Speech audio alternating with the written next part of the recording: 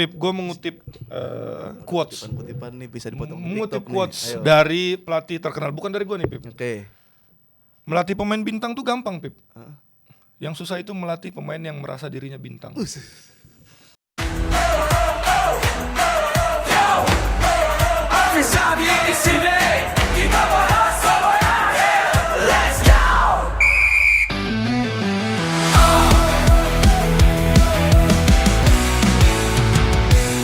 Gotta kick off sampai injury time. Bicara bola gak ada finish line. Strategi, gosip, dan transfer panas. Di peluit akhir semua dibahas. Tsunami salah tribun berkobar. Afisa dibicara gak ada yang hambar. Sepak bola sampai hari terakhir. Dengar podcast ini jangan sampai minggir. Peluit bahas bola sampai akhir. Yes, El Clasico, Pedri Gonzalo Lopez de El Adios Amigo. Tranquilo. Hola Pip, ¿cómo estás? Hola. Wah, Ba Cabaño. Bukan, beda itu. Bukan Spanyol. Iko gantinya. Itu Spanyol juga. Tapi ada Bang Bes di sini, guys. Tepuk tangan virtual dulu sekali lagi. Gua agak minder nih kalau bahasa-bahasa Spanyol sama Bang Bes karena beliau penerjemah nih yang membawa bahasa Spanyol menjadi taktik di Indonesia, guys. Jadi beliau sudah bersama dengan pelatih-pelatih top care. Sekarang ada di Dewa United. Betul sekali Pip. Dewa United, dan boleh di close up dulu. Gua mau kasih kata-kata puitis. Dia bukan pelatih kepala, tapi tidak ada kepala yang bisa tenang tanpa pikirannya. Dia bukan legenda lapangan, tapi taktik di Indonesia hari ini itu adalah jejaknya. Dia bukan penyihir, tetapi setiap skema yang dia susun terasa seperti puisi. Inilah dia, Bung Bes, Woi. Bayu Ekasari. Wah, Mantap gak? mantap. Bang, gua terakhir ketemu lu udah sekarang belum sih lisensinya waktu itu? Sekarang, Bareng tuh. dulu pas kita terakhir ketemu sudah A Pip. Udah. Sampai sekarang belum ada kenaikan. Masih A Oh juga. iya. Emang kalau harus di Indonesia tuh harus apa sih? Maksudnya yang bikin jadi standar? Oke, lu ntar jadi pelatih. Kalau kita mau naik dari A ke Pro, kita harus punya experience dulu, pengalaman dulu agak banyak. Terus habis itu ya nunggu antrian. Kan banyak orang yang pengen jadi seperti itu. Iya. Ini banyak ya. Jadi kita bahas asisten pelatih ke depannya seperti apa. Sepak bola Indonesia juga bakal seperti apa ya. Jadi buat teman-teman di Dance TV, ya Dance Lover ini jangan lupa tonton di Dance TV dan di YouTube Dance TV ya. Kita bakal ngomongin sepak bola sampai hari akhir karena ini peluit akhir itu Bang Bes. Kita ringan-ringan aja Bang Bes dan ada wawasan-wawasannya dikit. Tipis. Gua ngambilnya dari ini Bang Bes. Kalau inget Bang Bes itu adalah percaya proses. Itu dia Pip. Nah, sejauh ini kalau bahas timnas Bang, lu udah sesepakat apa dengan proses-proses timnas Bang? Proses yang dijalani timnas sekarang ya kita sebagai penonton harus ngikutin Pip. Istilahnya apapun keputusan yang dikasih oleh federasi, kita sebagai penonton, lu sekarang sebagai penonton, gua bahkan yang pelatih di liga pun juga penonton sekarang, penonton timnas, kita harus menerima keputusan yang dikasih oleh federasi, termasuk diantaranya adalah pergantian pelatih. Udah kita kasih aja ke mereka, maksudnya ini pasti keputusan yang terbaik dan prosesnya itu ya kita harus kasihkan sama dengan yang sebelum-sebelumnya. Kesempatan yang kita kasih, kepercayaan yang kita kasih, sama kayak kita kasih ke Luis dulu, kita kasih ke Sintayong, kita harus kasih juga ke Patrick Kluivert sekarang. Jadi istilahnya percaya aja. Nah, ini kan Jangan. ya, Bung Bes kan di era Luis Mia juga gitu kan, Vilanesianya terus nyala banget di situ kan. Terus sekarang timnas ada pelatih STY, pelatih Kluivert gitu. Nah, pas saat itu Bang proses pemecatan, lu gimana tuh? Setuju gak? Yang kapan? Yang Sintayong. Oh, yang coach Sintayong. Ketika coach Sintayong diberhentikan ya waktu itu, menurut gua ini adalah urgensi dari federasi. Dia pengen mengambil keputusan cepat juga karena udah kepalang tanggung gitu kan di kualifikasi Piala Dunia zona Asia ini yang round 3. Terus ingin adanya perubahan dari segi taktik juga, dari segi istilahnya ingin lebih menguasai ruang ganti kalau gua melihatnya ya. Kita tahu ketika awal Sintayong datang ke Indonesia, pemainnya kebanyakan adalah pemain Indonesia sendiri, pemain naturalisasinya mungkin 1-2. Tapi sekarang kebalikan. Iya. Lebih banyak pemain naturalisasinya sekarang daripada pemain Indonesia sendiri. Dan ini mungkin tuntutannya berbeda, Pip. di ruang ganti, tuntutan di lapangan berbeda, mungkin tuntutan taktiknya pun berbeda. Kita tahu kebanyakan dari pemain ini adalah pemain yang besarnya tuh di Belanda, di Eropa. Tentu dia punya pengetahuan soal taktik juga berbeda, bahasa juga berbeda, dan ini mungkin yang coba dijawab oleh federasi. Istilahnya ada urgensi yang ingin segera dilakukan oleh federasi. Mungkin kalau fairnya mungkin lebih baik Juni, ya kan, diselesaikan sampai Juni kompetisinya karena mungkin tanggung. Tetapi tadi balik lagi, mungkin udah kepalang tanggung daripada kita kehilangan momen ini. Ya udah kita ganti aja pelatih sekalian dan perangkat-perangkat sekaliannya diganti dengan yang mungkin lebih ke Eropa seperti itu. Tapi kalau masalah prosesnya nih waktu itu Coach Mila tuh berapa tuh? 1,5 tahun apa? 1 tahun 8 bulan karena dia selesainya di Agustus, mulainya di Januari. Nah, dengan jangka waktu yang singkat waktu itu kalau menurut gua dia meninggalkan lumayan banyak legacy. Itu. Salah satu legasinya adalah Villanesia yang dibuatnya di era dia, yang juga tidak bisa dilupakan juga, pasti terinspirasi dari gaya bermainnya dia. Terus juga ada Elite Pro juga dibuat ketika eranya dia juga. Dan menurut gue ini adalah langkah ke depan buat sepak bola Indonesia yang nyata gitu, bukan cuma ngomong doang. Nyata dalam artian apa? Villanesia ini buku panduan. Kurikulum ibarat lu di sekolah, lu ada ujian, tapi ini dikasih buku nih yang lu harus pelajarin, dan ini kepake di seluruh Indonesia. Terus ada orang bilang, ngapain sih punya filosofi atau Villanesia? Indonesia belum pernah menang apa-apa. Justru karena belum menang apa-apa, kita tuh butuh belajar, dan belajarnya itu dari Villanesia. Villanesia itu belum sempurna, Pip. Banyak kekurangannya. Nutrisi, latihan kiper, fisik, nggak ada di situ. Tetapi seenggaknya udah ada, ya kan? Nah, sekarang tinggal tantangan dari federasi, tantangan dari pelatih yang sekarang, tantangan buat advisor teknikal. Sekarang mau nggak mengembangkan Villanesia itu jadi Villanesia 2.0. Ibarat Barcelona, Pip. Nah, kan kita harus balik Barcelona. La Masia. Kiblat sepak bola. Luis Milla bilang ke gua, zaman dia main sampai Xavi Iniesta main sampai sekarang Lamine Yamal, mereka filosofinya sama semua. Proaktif football, sepak bola possession, semuanya diajarin. Sekarang bedanya mungkin dengan lahir pemain-pemain kayak Lamine Yamal yang kuat 1 lawan 1. Tetapi selebihnya sama semua itu udah kayak robot. Ya, tapi gini kali kalau Barcelona kan klub gitu, maksudnya bisa filosofinya yang ya udah ada gitu. Ini kan negara gitu. Apa bedanya tuh? Kita bisa balik lagi sekarang, Jepang. Jepang. Gak usah jauh-jauh ke Eropa, Eropa kan jauh. Kalau kita ke Jepang, Pip, Jepang itu dia membangun, menurut gua ya, membangun individu, bukan membangun tim. Kenapa? Karena di pedoman, istilahnya blueprintnya dia gimana cara mengembangkan sepak bola, dia tuh ingin mengembangkan pemain yang bisa berkompetisi di luar negeri, yang bisa dipakai di luar negeri. Dia nanya, standar luar negeri itu apa sih? Akhirnya dia bikin, standar luar negeri seperti ini, ditambah dengan ekstra-ekstranya Jepang, misalnya disiplin, etos kerja dan segala macam. Jadilah Mitoma, Minamino dan lain-lain. Istilahnya bukan pemain titipan, Pip. Nggak ada sponsor di sana, nggak ada apa-apa sana, nggak ada pemerintah juga. Murni karena memang kualitas seperti itu. Itu kita bisa contoh dari Jepang. Kalau klub ya Barcelona lah kalau menurut gue, La Masia. Nah kalau Jepang kan bisa nge-ekspor pemain tuh, emang kualitasnya sih kayak Kagawa lah gitu kan. Si Uchida, merek AC itu. Bukan Uchida yang tadi, Mitoma gitu dan lain-lain gitu. Kalau di Indonesia ada gak yang Daikin.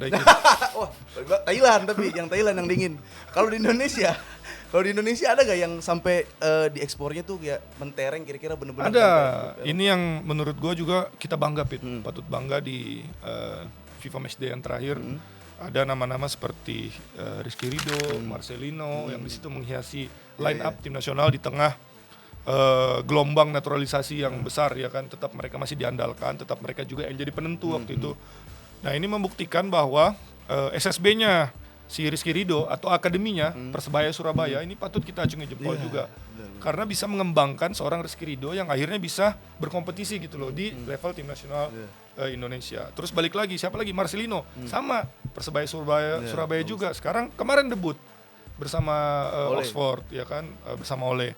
Ini juga membuktikan kalau misalnya Indonesia juga punya kemampuan gitu loh buat mencetak pemain. Asnawi Mangkualam tak tergantikan di Port FC. Terus kemarin Arhan hampir juara bersama Bangkok di Thailand sana. Ini juga membuktikan kalau dikasih kesempatan anak-anak itu juga bisa gitu. Tinggal gimana sekarang federasi, gimana sekarang liga untuk ngasih wadah untuk pemain-pemain ini berkembang. Ibarat ikan, Pip. Lu piara cupang nggak? Ada dulu. Nah, ya kan cupang itu ketika badannya kecil, ininya kecil, Pip. Iya. Akuariumnya kecil, tapi kalau udah kecil. gede nggak mungkin tetap ditaruh di situ. Dia harus dipindahin ke akuarium yang gede. Gede lagi. Dan akuariumnya juga harus rutin dibersihkan, Pip, biar nggak kotor, ya kan. Nah, poin lagi kan cupang. Filosofi ikan cupang. Baru kepikiran sekarang. Bener, gue pikir filosofi ikan cupang nempel di leher doang. Beda itu cupang. Beda. Sorry. Nah, kalau misalkan gini, gue sih emang berharap juga tuh Bang sesuatu hari nanti tuh ada pemain Indonesia yang mungkin duet sama Bellingham di Madrid. Ya, gitu. kenapa Mungkin enggak? duet sama Kenapa Pedri. enggak? Kenapa Iya. enggak? Kenapa enggak? Nah, kalau misalkan kemarin kan ada yang baru abort juga tuh ya, Yanto Basna sama Ternes Puhiri, itu bisa dibilang berhasil gak? Berhasil tentunya, Pip, karena mereka bermainnya di Thailand. Dan kebetulan gua kesana waktu itu. Nah, ini kita lagi ketika era Luis Milla ada scouting juga untuk ngelihat langsung pemain yang main di luar negeri. Ketika pemain itu ada main di luar negeri, tentu dia bangga, Pip, ketika ada orang timnas datang untuk ngelihat dia main. Dan itu case-nya ketika Yanto Basna. Oke. Gua datang ke sana, Terence waktu main di Port juga gua datang ke sana. Kalau bisa dibilang sukses atau gagal itu relatif kalau menurut gua. Tetapi karir mereka lumayan panjang, khususnya Yanto Basna di Thailand. Dia beberapa kali ganti klub, mungkin akhirnya dia harus kembali ke Indonesia karena faktor cedera. Ya kan, tetapi dengan mereka berani untuk abroad itu udah sebuah keberanian yang patut kita acungi jempol. Karena emang gak gampang untuk lu bisa ninggalin kenyamanan yang ada di Indonesia. Sama kayak kita lihat Asnawi. Kemarin gua ketemu dia pas gua jalan-jalan ke Thailand. Ada Gua cerita apa tuh? gue cerita sama dia, maksud gue lu hebat gitu menurut gue. Ketika lu selesai di Korea, lu balik ke Thailand dan lu buktiin di Thailand lu bisa istilahnya sampai ngeganggu gitu, hampir juara loh Port FC, bahkan ngalahin Persib kalau nggak salah di Champions League Elite 2. Dan menurut gue anak-anak muda seperti ini patut kita acungi jempol karena mereka punya keberanian untuk keluar dari zona nyaman. Ini yang mungkin dibutuhkan untuk pemain-pemain muda Indonesia ke depannya. Di highlight banget tuh tentang berani keluar gitu. Karena kalau udah berani keluar apalagi dari keluar negara, itu menurut gue emang udah di next level, Bang. Yes. Permasalahan dari pemain-pemain kita nih, pemain lokal kita, pemain grassroots kita itu jago banget lah. Tapi ketika misalkan jangankan keluar negara Bang, merantau aja. Merantau, ditelepon sedikit, ini ade demam, pulang Bang, pulang kayak gitu. Ini rumah genteng bocor. Jadi belum siap di situnya memang harus ada kesiapan mental tuh di situ tuh. Banyak faktor memang, Pip, kalau kita, kebetulan gue pernah tinggal di luar negeri. Oh, ini. Ada Banyak ada faktor. pemerintah dikit ya, ada. Banyak faktor memang yang bisa membuat kita tuh rindu dengan Indonesia, ya kan. Indonesia ini kan emang spesial. Kita punya agama, ya kan. Kita punya orang-orang juga masyarakat. Ketika kita pindah ke Thailand aja, itu udah kebalik tuh. Agamanya udah beda, makanannya udah beda. Akhirnya itu yang membuat kita tuh kayak, aduh, enakan di Indonesia. Apalagi sekarang Indonesia dari dulu sih, gajinya kan besar, ya kan. Ini yang salah satu kadang-kadang tuh yang menghambat kalau menurut gua. Tetapi kalau anak itu dia mikirnya jauh lebih ke depan, ketika dia lama main di luar, ketika dia balik, justru gajinya akan berlipat-lipat lagi. Nah ini yang mungkin mindset yang harus dirubah gitu menurut gua. Gaji di Indonesia itu menurut gua sementara. Tetapi ketika lu keluar negeri, lu dapat gaji, lu dapat pengalaman. Betul, ya lu Dapat istri mungkin. bisa jadi. Ntar anaknya kan diaspora namanya. Guys, sebentar dulu guys. Nih buat kalian yang mau beli merchandise atau pernak-pernik tentang sepak bola nih yang keren-keren di sini, apa aja ada ya. Langsung aja check out di link di sini nih. Oke? Mantap. Kita bahas ke ini dulu Bang, ke Luis Milla dulu nih. Lu kan asisten pelatih. Ini perbedaan Luis Milla sama Luis Milla, bener gak sih sebutannya Luis Milla. Spanyol ya? Luis Milla perbedaannya apa tuh sama pas di timnas Indonesia sama pas di Persib? Pas di Persib dia lebih santai, Pip. Dikit-dikit kita ngopi, dikit-dikit kita makan keluar, ya kan. Kalau di timnas itu lebih stres, Tekanan kali tekanan maksudnya, tinggi kayaknya, sama mungkin karena tiba-tiba turnamen kan pendek. Kalau di liga kan panjang. Bener. Kalau turnamen di timnas kan seminggu 2 minggu selesai. Itu di luar sepak bola, tapi di dalam sepak bola yang pasti adalah taktiknya beda. Mungkin dia pelajari Liga Indonesia, terus dia lihat ternyata komposisinya berbeda, Pip. Dia punya skema. Kalau di timnas dia main 4-3-3. Ya. 4-3-3 kadang segitiganya kebalik atau segitiganya pakai 1 holding atau 2 holding. Kalau di Persib dia pakainya 3-4-3. Nah, itu yang bikin beda. Terus kalau dilihat dari cara bermain kurang lebih sama aja sebenarnya. dia tetap ingin mengajarkan sepak bola yang positif, sepak bola yang proaktif, positional football ala Spanyol biasa pengen lama menguasai bola tapi cepat juga di akhir. Itu yang coba diajarin, fundament-fundament itu yang coba diajarin. Tetapi kita tahu di Indonesia kan nggak gampang untuk main ball position, banyak faktor. Di antaranya lapangan ya kan, terus kedua juga pemain yang banyak di Indonesia itu pemain-pemain cepat. Itu makanya tidak memudahkan untuk tim itu bisa main ball possession gitu. Tetapi dia tetap coba ngajarin waktu itu. Nah, gue penasaran gini Bang, yang tadi lu bilang, gue kan juga tahu ya lapangan Liga 3 gimana, Liga 4 gimana. Apalagi kayak dasar-dasar bola, passing aja emang kadang mental-mental tuh bolanya. Itu nerapin, ayo please kita harus bisa passing kayak gimana tuh si Luis Milla ke Yang pasti kalau misalnya bola udah mental-mental sih. Bola udah mental-mental, udah kontrolnya udah susah, ya udah kita bilang aja ke pemain temponya dicepetin. Supaya istilahnya kemungkinan bola itu buat mental-mental itu lebih sedikit. Karena kalau bola kita passing pelan, dia kemungkinan berubah arahnya tuh cepat gitu. Tapi kalau kita kencang, kemungkinannya kecil. Tetapi balik lagi, ujung-ujungnya nanti pasti akan long juga. Males juga akhirnya ujung-ujungnya, karena sekali 2 kali oke, 3 kali 4 kali, tetapi habis itu lama-lama kesel juga gitu kan. Ini balik lagi ke pemerintah, ke liga, ke klub. Ketika merenovasi stadion, jangan cuman kursinya, jangan cuman warnanya, jangan cuman mungkin VVIP roomnya, tetapi lapangan. Karena yang paling penting dalam sepak bola itu lapangan. Terus kedua, ketika klub itu direnovasi stadionnya, kalau bisa minta juga dibangunkan training ground, supaya klub itu nggak latihan di stadion tempat main, karena sayang. Buat main itu kan. Karena sayang, karena ibarat kita panggung nih Pip, lapangan itu panggungnya. Panggung utamanya, jadi harus supaya pemain itu bisa mengeluarkan kemampuan terbaik. Rata-rata pemain asing bilang gitu ke gua. Di Indonesia lapangan yang harus ditingkatkan. Jadi lapangan itu nggak boleh diremehkan. Tapi itu tuh gue juga kadang yang jadi perhatian memang infrastruktur juga lah. Sepak bola Indonesia kan kalau emang Pilanesianya mau dikencengin lagi, mau ball position, lapangan benerin. Kita latihan nendang udah pasti latihan nendang, lapangan benerin. Gue curiga bahkan Xavi Hernandez ke Indonesia mental-mental Bang. Dia main long ball juga tuh. Cocoknya Pirlo sini. Pirlo bola atas. Nah, ini sekarang mulai ke personal lagi. Waktu itu kan jadi penerjemah apa udah langsung asisten pelatih? Penerjemah.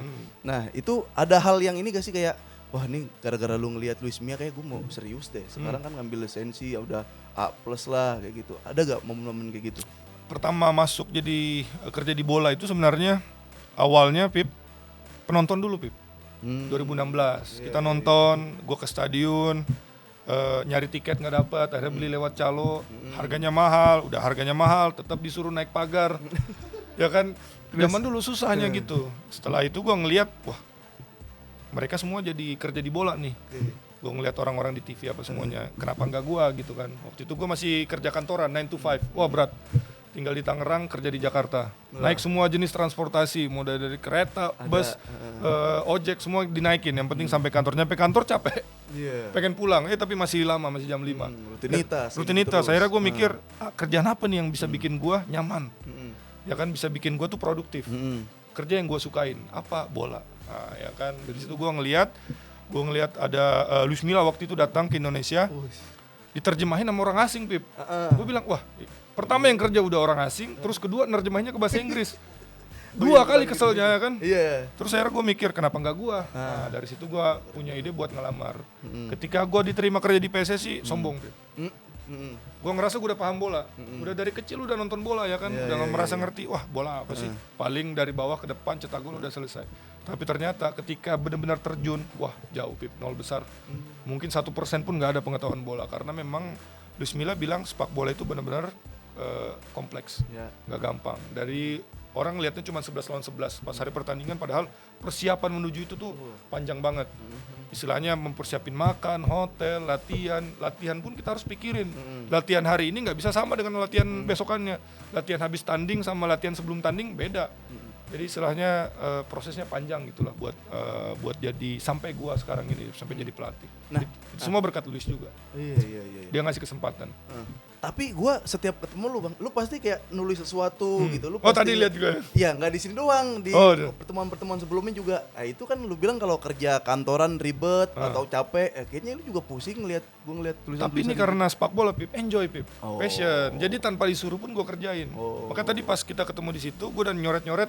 Ini ada pertanyaan, justru gue jawab aja gitu loh. Jadi istilahnya udah ada persiapan. Iya.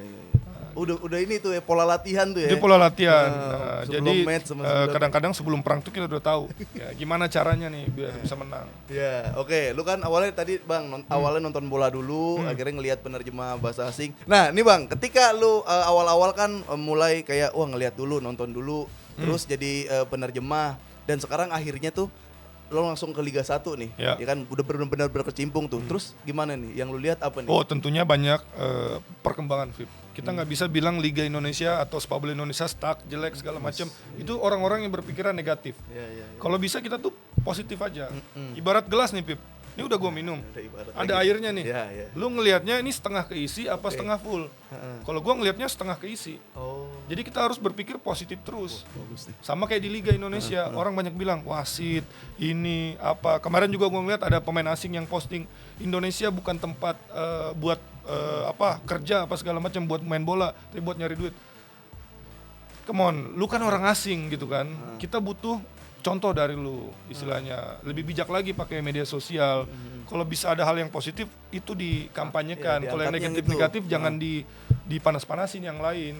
Di Indonesia 2017 gue mulai sampai sekarang 2025 8 tahun 8 9 tahun. Banyak banget perubahan Pip yang patut kita acungi jempol.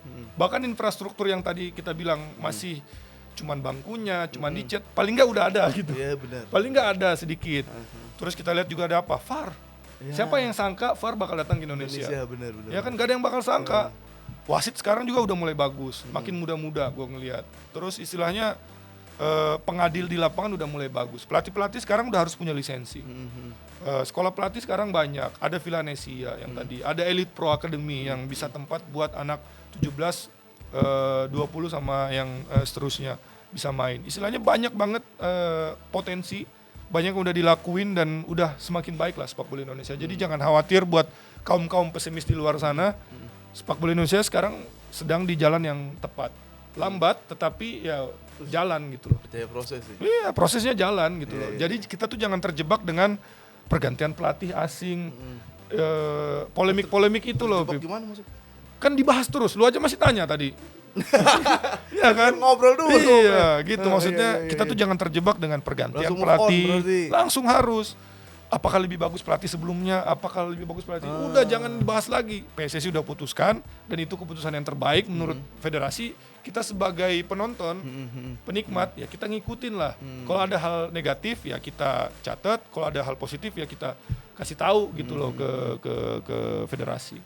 Nah, Gitu. itu kalau udah berpikir positif secara infrastruktur dan lain-lain emang lagi dibangun juga. Lagi dibangun pelan tapi ya ada lah gitu. Ya, ini yang gua ngelihat pembangunan dan perkembangannya pesat tuh Dewa sih, Bang. Oh, Maksud iya. gua, dia punya gor di gua pernah ada buat Muay Thai, gornya sampai buat Muay Thai, ada event Muay Thai kayak gitu terus ya training groundnya udah bagus lah, basketnya juga oke gitu. Nah, ini itu apa tuh kira-kira yang bisa bikin Dewa kayak gitu tuh, Bang? Selain ada kemampuan finansial, Pip, udah pasti ada namanya kemauan. Nah, di Indonesia yang sulit ini kemauan. Mau. Gue yakin klub-klub yang lain pun punya juga istilahnya dana, punya juga kemampuan finansial yang nggak jauh beda lah dengan apa yang dipunya dengan Dewa United. Tetapi kan kemauan ini, ada nggak kemauannya? Bali United membuktikan bahwa mereka juga klub baru loh, Pip. Mungkin nggak nyampe 20 tahun umurnya.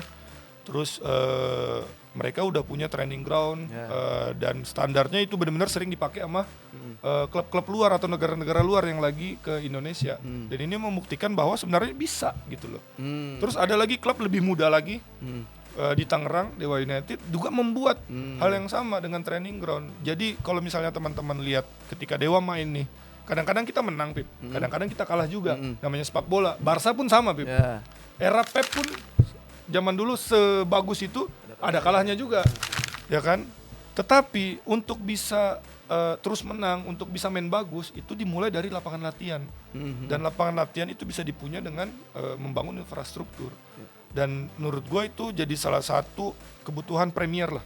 Kan kalau ekonomi premier, sekunder, tersier. Nah. Kadang-kadang kita ini fokusnya ke tersiernya. Ya kan? Tetapi kebutuhan premiernya lupa. Jadi harapannya ke depan klub-klub lain di Indonesia itu fokus untuk kebutuhan premiernya dulu, untuk para pemain dulu, untuk para pelatih dulu, supaya kita enak itu untuk latihan, untuk kita berkembang lah di situ. Nah, sekarang pas lu udah jadi asisten pelatih nih Bang, lu kan ngelatih di Dewa, pemain-pemainnya juga banyak pemain bintang gitu. Terus ya adalah ya Isidoro, Marukawa, terus gimana cara pendekatannya nih Bang? Egy, Oh iya Egy, Bagas, Ricky Kambuaya, Septian Bagaskara. ya itu Pip, gue mengutip quotes. kutipan nih bisa dipotong ke Mengutip TikTok nih. quotes Ayo. dari pelatih terkenal, bukan dari gue nih Pip. Oke. Melatih pemain bintang tuh gampang Pip. Yang susah itu melatih pemain yang merasa dirinya bintang. Nah, selesai gue balik ya. Baru satu potongan TikTok tuh. Enggak. Iya. Enggak, jadi intinya Emang ada gitu. kayak gitu-gitu? Jadi intinya kayak gitu. Yang bilang kan Sir Alex sendiri. Ya kan? Gampang melatih pemain bintang karena memang pemain bintang itu adalah notabene adalah pemain profesional. Mereka udah paham apa yang harus dilakuin. Mereka udah tahu apa yang enggak harus dilakuin. Pengalaman juga mereka punya. Jadi istilahnya ketika kita datang ke lapangan mereka langsung respect sama kita, terus ngejalanin apa yang kita minta. Kan pelatih ini sama kayak guru, Pip. Kita mengajarkan apa yang mungkin pemain tuh belum dapat. Istilahnya di sepak bola kita ngajarin apa? Cara untuk menang. Terus kalau pemain yang udah ngerasa dirinya bintang, wah susah diatur. Nah itu yang sulit kalau menurut gua. Tapi sejauh ini gua ngerasa semua pemain itu enak gitu loh. Walaupun beberapa pemain itu usianya di atas gua. Oh iya Ada di sekarang pun ada. Dulu waktu gua di Rans, Papito, Christian Gonzalez, Iya, lebih senior. Kep Hamkamsa waktu itu juga. Jadi istilahnya gua nggak perlu terlalu banyak ngajarin mereka karena mereka juga udah punya pengalaman, tetapi karena mereka pemain bintang dan pemain profesional, ketika masuk ke lapangan ya kita yang komen, kita yang memimpin dan mereka mengikuti, dan itu menurut gua berkelas saja gitu loh. Kep Hamka dan Christian Gonzalez waktu itu. Tapi ada sungkannya gak dikit ya kayak? Ya pasti ada sungkan. Pasti ada sungkan, tetapi balik lagi ketika kita sudah di lapangan, kita profesional, kita bekerjanya buat tim. Gimana caranya tim ini menang. Kalau ada gelar pemain terbaik Indonesia musim ini, maka Egy harus jadi kandidat salah satu yang meraih pemain terbaik Indonesia.